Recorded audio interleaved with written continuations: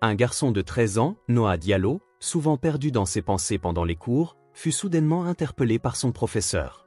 Il dut se lever et faire face à une équation mathématique bien au-dessus de son niveau supposé.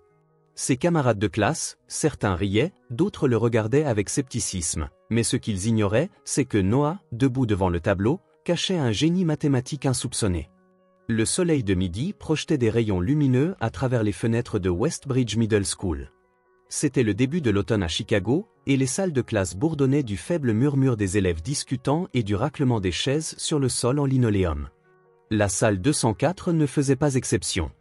L'énergie adolescente remplissait l'espace, alors que les élèves prenaient place pour leur cours de mathématiques de 8e année. Au fond de la classe, près de la fenêtre, Noah Diallo était installé à sa place habituelle. À 13 ans, il avait une présence discrète qui lui permettait de se fondre dans l'arrière-plan. Ses yeux bruns, perçants mais souvent rêveurs, fixaient le monde extérieur alors qu'il posait son cahier sur le bureau. Sa posture était détendue, presque trop, avec un bras posé sur la table et l'autre soutenant son menton. La scène à l'extérieur, quelques arbres agités par la brise et un moineau sautillant le long de la clôture, captivait bien plus son attention que l'agitation de la classe. Noah n'était pas inattentif par choix. Son esprit fonctionnait souvent bien plus vite que le rythme des cours. Les nombres et les équations l'intriguaient, mais les exercices répétitifs et le rythme lent de l'enseignement l'ennuyaient. Au lieu de lever la main, il laissait ses pensées dériver, trouvant du réconfort dans ses propres défis griffonnés en marge de son cahier, des équations avancées qu'il résolvait par pur plaisir. À l'avant de la classe, Madame Véronique Lambert, bras croisés, observait ses élèves avec un regard scrutateur. Enseignante rigoureuse et respectée, elle était connue pour ses exigences élevées. Son tailleur impeccable et son chignon serré ajoutaient à son autorité naturelle. Ce jour-là, son humeur était mitigée.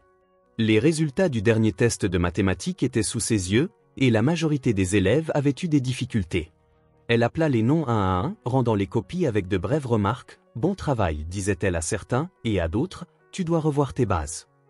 Lorsqu'elle arriva à Noah, elle hésita un instant. Son test était en haut de la pile, marqué d'un grand 100% en rouge.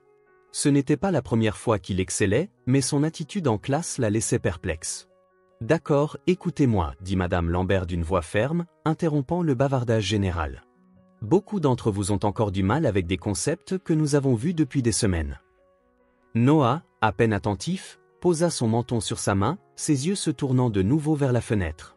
Il n'entendit pas Madame Lambert l'appeler, du moins jusqu'à ce que son nom résonne plus fort que prévu. « Non », dit-elle. « Allô ?» Il se redressa brusquement, son cœur s'emballant sous les regards de ses camarades. Une chaleur désagréable lui monta au visage. « Oui, madame, murmura-t-il. » Madame Lambert le fixa. « Vous semblez très intéressé par ce qui se passe dehors. Peut-être souhaitez-vous partager avec la classe ce qui est si fascinant. » Noah ouvrit la bouche, puis la referma aussitôt. Quelques élèves ricanèrent. Madame Lambert ne souriait pas. « Voyons si vous avez écouté, dit-elle sèchement. Venez ici. » La salle se figea. Noah sentit son estomac se nouer tandis qu'il se levait lentement, sa chaise raclant le sol derrière lui.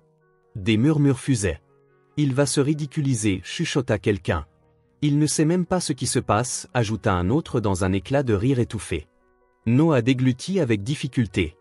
Ses paumes étaient moites alors qu'il avançait vers le tableau, chaque pas lui paraissant une éternité. Madame Lambert prit un marqueur et écrivit une équation complexe, bien au-delà du programme habituel. Elle se recula, tendant le marqueur à Noah avec un air de défi. « Allez-y, montrez-nous ce que vous savez faire. » Noah prit le marqueur d'une main tremblante. Il fixa l'équation un instant, sentant les murmures derrière lui s'intensifier. La pression était écrasante. Il songea un instant à reculer, à abandonner, mais au fond de lui, une petite voix lui rappela les heures passées à résoudre des problèmes similaires seul dans son cahier. Il prit une profonde inspiration et commença à écrire. D'abord hésitant, ses mouvements se firent bientôt plus assurés. Son esprit analysait chaque étape, isolant les variables, simplifiant les fractions, éliminant les éléments inutiles. Au fil des secondes, le silence se fit dans la salle. Les rires s'étaient tus, remplacés par des murmures d'étonnement. « Attends, il est en train de le résoudre », souffla une élève du premier rang. Noah n'entendait plus rien. Son esprit était concentré sur l'équation, chaque trait du marqueur s'alignant avec une logique impeccable. Lorsqu'il posa le dernier chiffre et encercla la réponse, il recula lentement. Un silence lourd s'abattit sur la classe. Tous les regards étaient fixés sur le tableau rempli de lignes précises. Même ceux qui le considéraient comme un rêveur distant le regardèrent maintenant avec une admiration naissante. Madame Lambert s'avança, examinant attentivement son travail. Ses yeux parcoururent chaque ligne et son expression changea imperceptiblement. Enfin, elle leva les yeux vers Noah. « C'est correct. » Un murmure d'incrédulité traversa la salle, suivi de quelques applaudissements hésitants, puis d'un tonnerre d'acclamations. Noah, lui, resta immobile, sentant son cœur battre à tout rompre. Il ne savait pas comment réagir. Il n'avait jamais reçu ce genre d'attention auparavant. Madame Lambert croisa les bras et le regarda avec une expression plus douce qu'à l'accoutumée. « Pourquoi n'as-tu jamais parlé avant ?» Noah baissa les yeux. Il ne savait pas comment l'expliquer. Après un moment, il haussa les épaules. « Je ne pensais pas que ça comptait, murmura-t-il. Madame Lambert hocha lentement la tête. « Eh bien, maintenant, ça compte. » Les applaudissements résonnaient encore dans ses oreilles alors qu'il retournait à sa place. Ses camarades échangèrent des regards impressionnés, certains murmurant entre eux. Cette fois, les regards sur lui n'étaient ni moqueurs ni indifférents. Ils étaient remplis de respect. Ce jour-là, pour la première fois, Noah sentit qu'il n'avait plus besoin de se cacher. Le lendemain, en entrant dans la salle 204, Noah sentit que quelque chose avait changé. D'ordinaire invisible, il attira cette fois l'attention de ses camarades. « Yo no, oh comment tu as fait ça hier ?» lança Malik, un élève du fond. Noah haussa les épaules, mal à l'aise. « J'ai juste compris l'équation. » Même ceux qui riaient la veille le regardaient maintenant avec respect. Certains lui demandèrent de l'aide pour leurs devoirs, d'autres cherchaient simplement à en savoir plus sur lui. Madame Lambert entra et posa son regard sur lui. Ce jour-là, lorsqu'elle lui posa une question en plein cours, il répondit avec assurance. « Excellente réponse, approuva-t-elle. » Après la classe, elle l'appela. « Tu as un talent rare, Noah. Il y a un programme avancé en maths. Tu devrais l'essayer. » Le soir, il en parla à ses parents. « Ce n'est que le début, lui dit son père. » Une semaine plus tard, il assista à son premier cours avancé. Il était entouré d'élèves brillants. Pour la première fois, il se sentit vraiment à sa place. De retour à l'école, sa réputation grandit. Ses camarades l'admiraient et Madame Lambert le regardait désormais autrement, cherchant d'autres talents cachés. Noah, lui, n'était plus un garçon effacé au fond de la classe. Il avait trouvé sa voie et il était prêt à aller encore plus loin.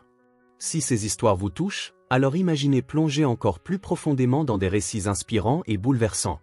Des histoires vraies, des parcours de vie extraordinaires, des combats contre l'injustice et des triomphes qui défient toutes les attentes.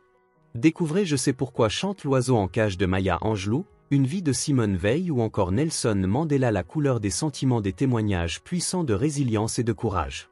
Si vous aimez les grandes histoires de revanche et de justice, Le Comte de Monte Cristo ou Ne tirez pas sur l'oiseau moqueur vous captiveront. Et pour des récits qui célèbrent la différence et la force intérieure, Wonder et La couleur des sentiments sont des incontournables.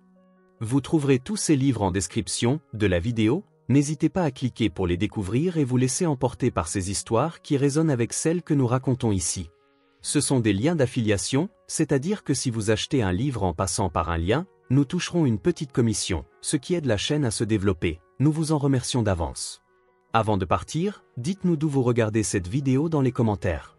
Et si vous avez apprécié cette histoire, n'oubliez pas de vous abonner à la chaîne et d'activer la cloche pour ne rater aucune de nos prochaines vidéos. Nous publions 4 vidéos par jour, à 7h, à midi, à 15h et à 19h, et ce tous les jours.